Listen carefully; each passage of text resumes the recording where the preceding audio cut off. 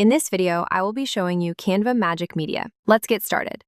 First, I'll select the poster template from the Explore section. I'm going to choose a blank poster to start my project from scratch. Once the canvas is ready, I'll navigate to the Apps tab in the left-hand menu. I'll search for Magic Media and click the icon to open the tool. In the prompt box, I'm entering a description for a whimsical food forest illustration with broccoli trees and bell pepper houses. I'll click on Styles and select the playful digital art style. I'm setting the aspect ratio to landscape and clicking Generate Images. I'll wait for the options to appear, then I'll click on the one I like best to add it to my canvas. I'll right-click the image and select Set Image as Background to fill the page. Now, I'll add a second page and go back to the settings to switch the aspect ratio to portrait. I'll click Generate again to get a new set of vertical illustrations. If the tool is busy, I'll just give it another click to retry. Once the new images load, I'll pick my favorite and set it as the background for page 2.